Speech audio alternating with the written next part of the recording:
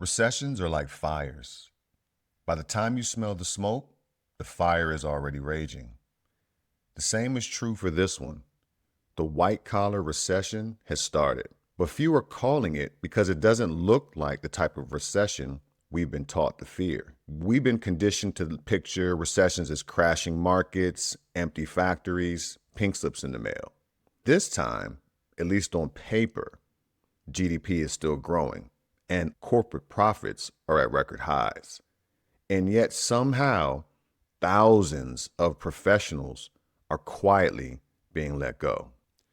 In just the first 5 months of 2025, more than 696,000 white-collar jobs have disappeared. That's an 80% jump from last year. And they're in tech, finance, law, nonprofits, and even government, where we've been told for decades is one of the safest career routes you can find. Hiring for people earning over 96,000 dropped to its lowest level since 2014. What we're seeing though isn't panic in the streets, it's silence in offices. Economists are calling it a white-collar recession, a downturn that targets knowledge work while blue-collar jobs are relatively stable. Productivity, on paper again, is soaring, profits are healthy, but the fabric of the American dream is tearing. For generations, we've believed that education plus hard work pretty much guarantees safety, but that illusion is ending. This isn't just one story, though. It's two stories unfolding at once.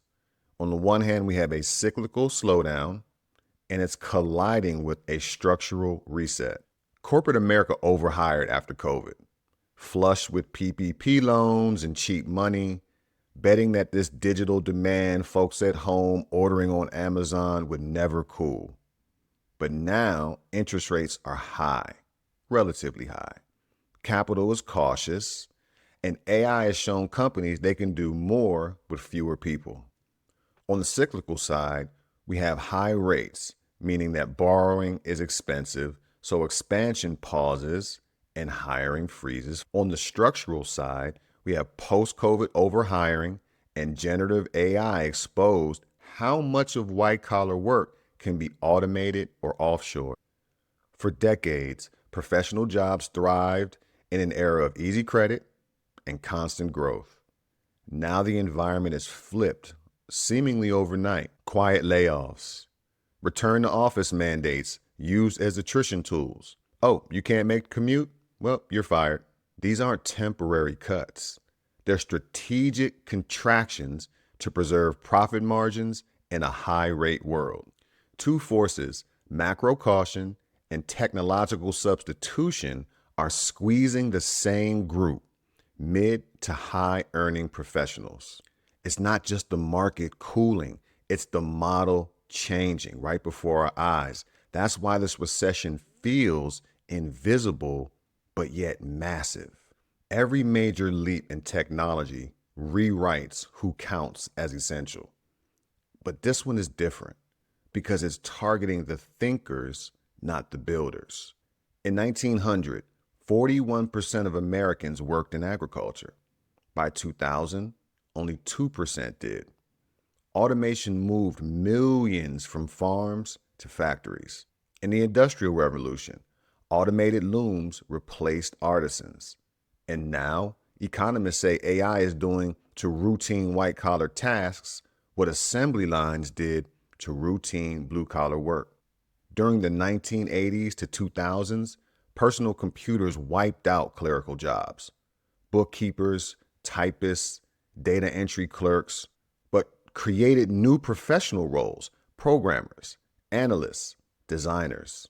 This time, even those new roles are being automated. AI writes code. It drafts legal documents. It analyzes data.